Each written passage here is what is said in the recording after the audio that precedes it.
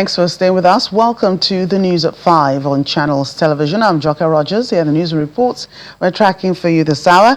We begin with politics as attention shifts to Osun State, southwest Nigeria, where the governorship election is holding this weekend as political parties intensify campaigns and rallies and voter mobilization across the state. The Independent National Electoral Commission is assuring residents that the elections will be free and fair. INEC says voting population for the election is 2.3 million voters, while the percentage of collected permanent voter cards is 62%. For the election, INEC will be providing 3,763 BVAS machines, and there will be a backup of 1,328 to fill gaps in case of malfunctioning machines. So far, 2,333,233 have been registered. In all, there are 30 local government areas in Osun State, and ahead of the election, INEC has assured residents of adequate deployment of security to flashpoints, while civil society groups are also calling for peaceful conduct that will increase voters' turnout during the election. Well, the governorship election in Osun State has taken a new turn following the endorsement of the All Progressives Congress candidate Bola Oyebamiji by former Osun State Governor and People's Democratic Party chieftain Olagunsoye Oyinlola alongside other top PDP leaders. Speaking at the event in Osogbo, the Osun State capital, Chief Oyinlola said the decision was based on the need for a new direction in the state's development. It is a full house here in the heart of Osogbo, where key leaders, stakeholders, and passionate supporters from both the APC and PDP have converged under one roof. In a dramatic political turn, former Osun State Governor Olagunsoye Oyinlola and key PDP figures are gathering to officially back APC governorship candidate Bola Oyebamiji. Prince Oyinlola, however, clarifies that they are not defecting from the PDP, but strategically aligning behind Oyebamiji for the upcoming August 15 election. We are not here to renounce our membership of the PDP. Rather, we are exercising our conscience as stakeholders who have served this state and who believe that at this particular moment, Osun State requires a different direction.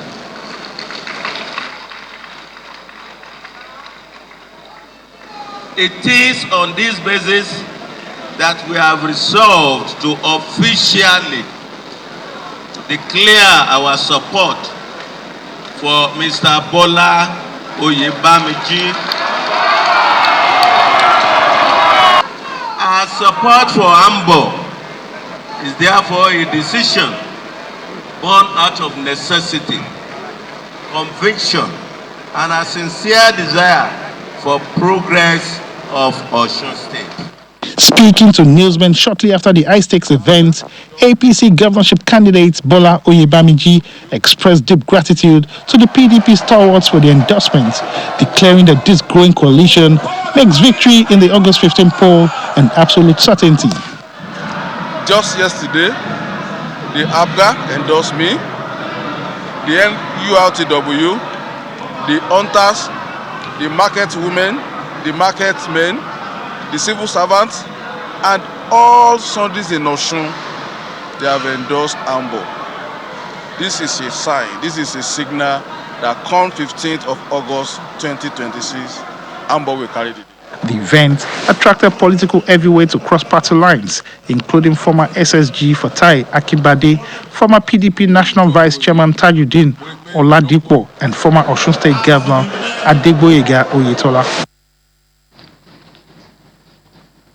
Well, a large crowd of women took to the streets of Osogbo, the Osun State capital, protesting against what they describe as police intimidation, political violence and killings ahead of Saturday's governorship election. Carrying placards and singing solidarity songs, the women rejected political violence and called for an end to killings and intimidation. Leaders of the protest condemned the violence linked to political activities, saying political differences should not lead to killings, intimidations or destruction. The women also appealed to President Bola Tinubu to intervene, citing concerns over the safety and security of Osun residents ahead of the polls.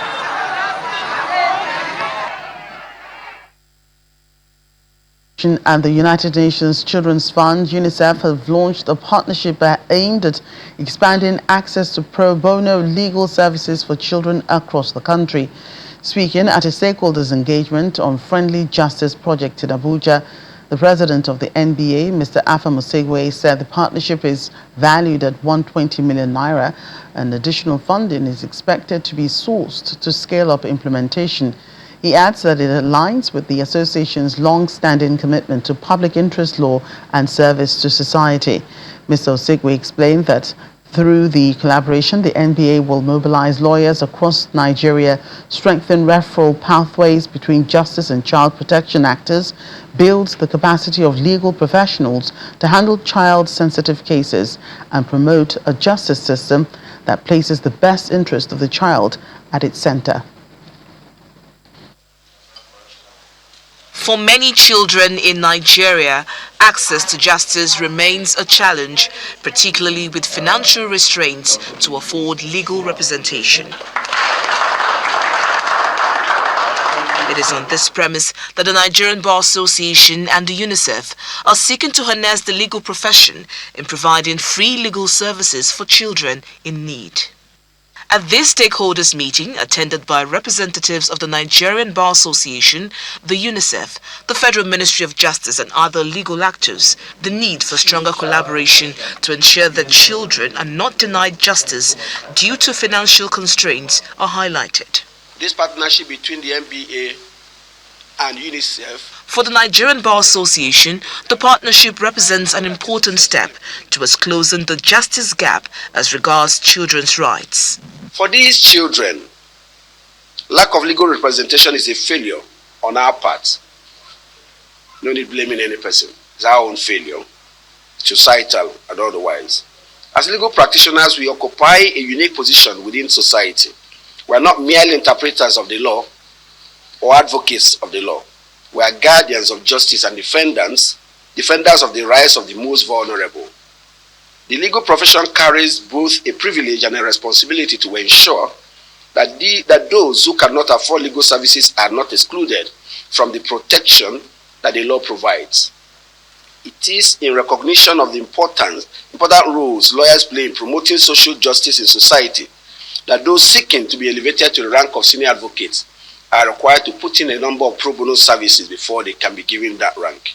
Other speakers urged lawyers to see the partnership beyond the legal profession, but as an opportunity to protect the rights and future of vulnerable children in Nigeria. We envision a Nigeria where every child has access to legal assistance from the earliest point of contact with the justice system, where lawyers, social workers, police officers, correctional personnel, and judicial officers work together seamlessly, where diversion and rehabilitation are prioritised wherever possible, and where the best interests of the child guide every single decision along the way.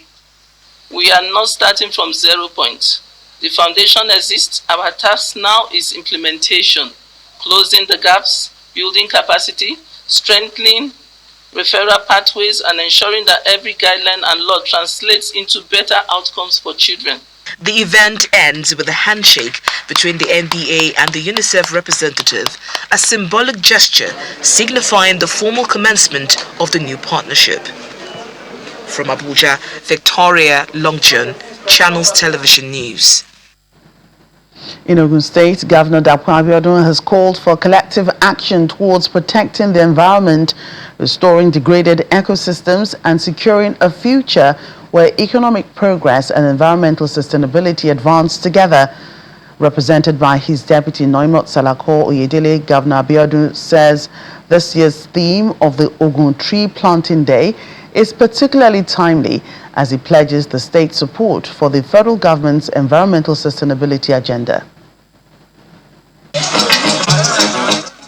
The effects of climate change is no longer a distant concern as rising temperature, flooding, long dry season, land degradation, and biodiversity loss realities are increasingly affecting communities, livelihood, and the economy, with Ogun State and Nigeria at large not left out. This year's event, which brought together students, government officials, development partners, environmental activists, is a call to action towards the promotion of environmental stewardship. Every industry that is established in Ogun State, there are trees that you cut off from clearing the land and the rest of it.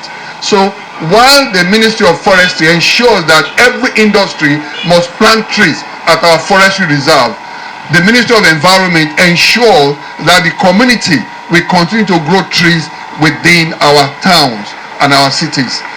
Highlighting the journey so far in sustainable forest reserves development, the State Commissioner for Forestry said about 3 million trees have been planted, while 6 of the 9 moribund forest reserves in the state have been reactivated. We have 9 forest reserves in Ogun State.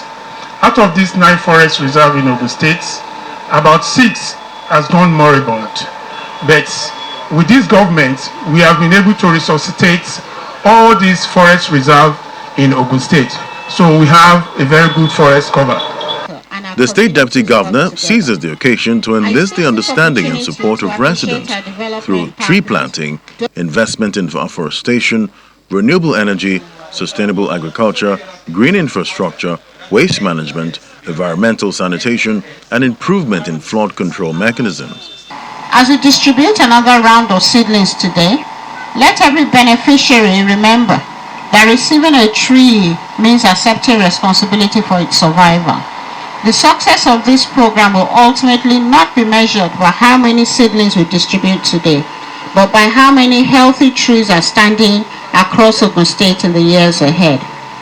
I therefore call on every resident of Ogun State to become an ambassador for environmental sustainability.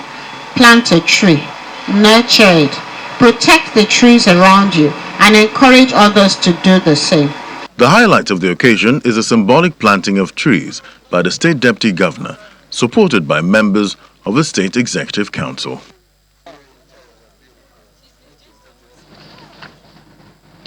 The federal government has decried the continued vandalism of public infrastructure, especially bridges across the country.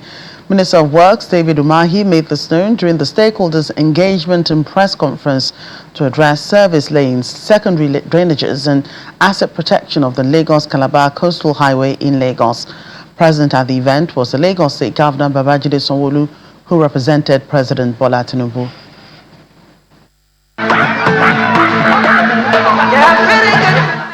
This one-day engagement brings together stakeholders, traditional rulers, the Minister of Works, Senator David Umahi, and the Lagos State Governor Babajide Sanwo-Olu, who's representing the President Bola Tinubu, all converged on the Chainage Zero section of the Lagos-Calabar coastal highway.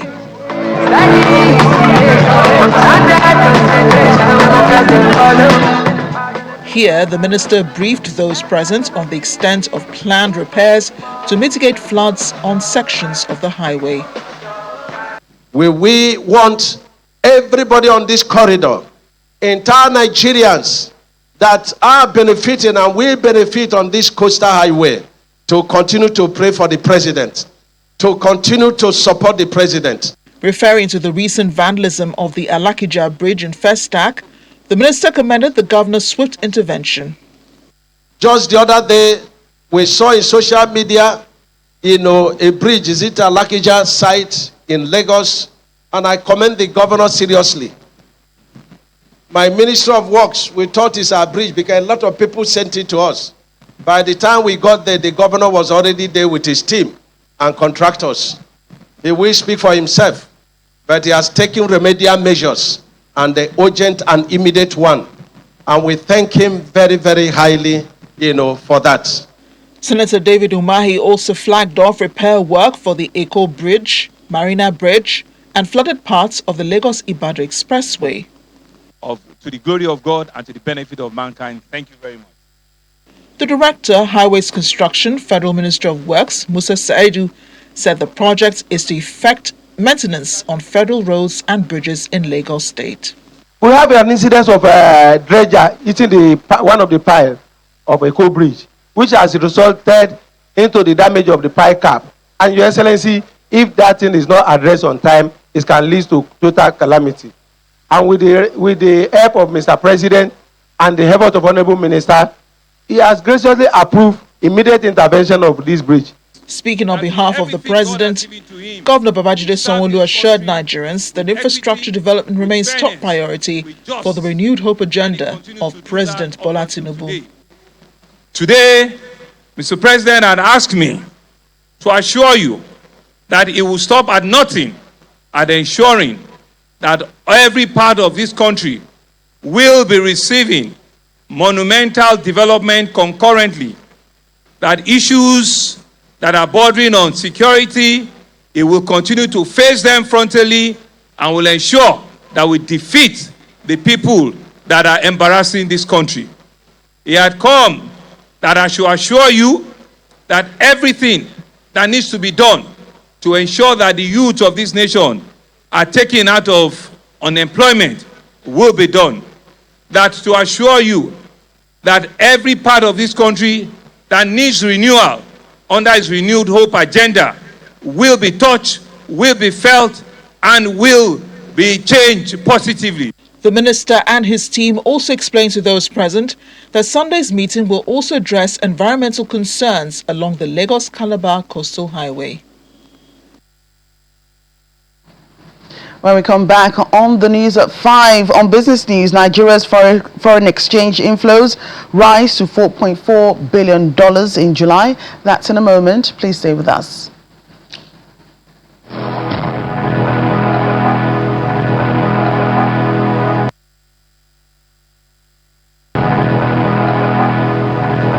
Welcome back. The Deputy Governor of Lagos State, Kadri Hamzat, has urged artisans across the state to leverage on technology and compete globally.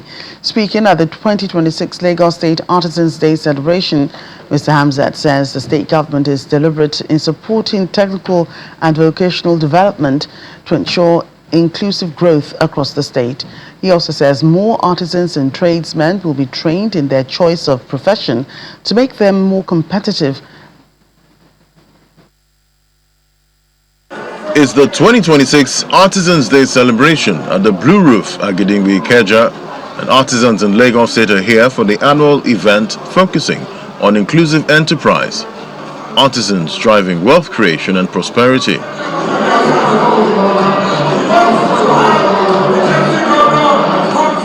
The event provides an opportunity for the Lagos State government to honor men and women whose skills and enterprise continue to shape the economy of the state. Artisan demonstrates remarkable resilience and innovation to build our homes, maintain our infrastructure, power our industries, produce essential goods, provide vital services, and train next generations of skilled professionals. The leadership of artisans applauds the state government for supporting their business. We remain the engine room of the informal sectors, providing livelihood for millions, creating employment opportunities. Together, we shall continue to build a stronger informal sector, create more wealth, promote community prosperity, and contribute to the continued development of Lagos State. Artisans are advised to take advantage of modern technology to boost their business and compete globally. The world of work is changing at an unprecedented pace. Technology is transforming industries, and markets are becoming more connected, more competitive, and increasingly digital. For artisans, this presents enormous opportunity. The future will favor those who learn continuously and adapt confidently. And we are committed to equipping Lagos artisans with the digital skills and enabling environment to compete in this new economy. We will continue to support initiatives that expand opportunities, encourage innovation, that improve your livelihood. I will also like to encourage more youths to embrace the acquisition of vocational skills. The State Deputy Governor, Kadri Hamzat, says government is fully aware of the challenges being experienced by artisans as a result of a rising cost of living and assures them of easing the burden. We cannot build a state when you don't have people who are builders. You can't build a state without a bricklayer. We can't do that without a plumber. If we want to build a state that is lasting, we must respect men and women who do the hard work.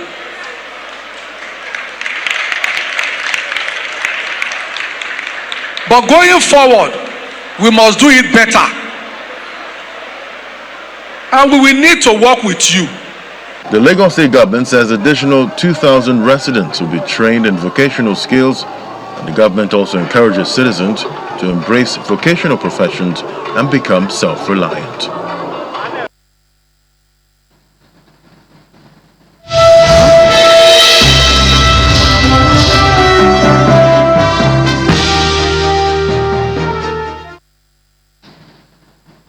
Welcome to Business News. Nigeria's foreign exchange market has recorded a sharp improvement in liquidity in July, with total inflows rising 59% month-on-month to $4.4 billion, driven largely by stronger domestic dollar supply. FMDQ data shows domestic inflows more than doubled to $2.9 billion from $1.3 billion in June, accounting for most of the increase. The Central Bank of Nigeria emerged as the biggest contributor, raising its foreign exchange sales to about $1.4 billion in July from an estimated $320 million in June. The stronger intervention highlights the Apex Bank's increasing role in boosting dollar liquidity and easing pressure on the naira. Nigeria's tax collection surged by 113% in less than 3 years, rising from 12.23 trillion naira in 2023 to 27.1 trillion naira as of July 2026, and this is according to the Nigeria Revenue Service. The Revenue Authority attributes the increase to the digitization of the tax system, 4 new tax reform laws, the transformation of the Revenue Service, and an executive order aimed at closing tax loopholes.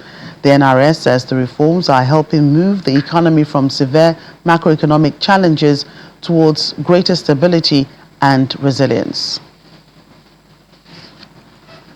And that's it on the news at 5. Thank you for watching. I'm Joker Rogers.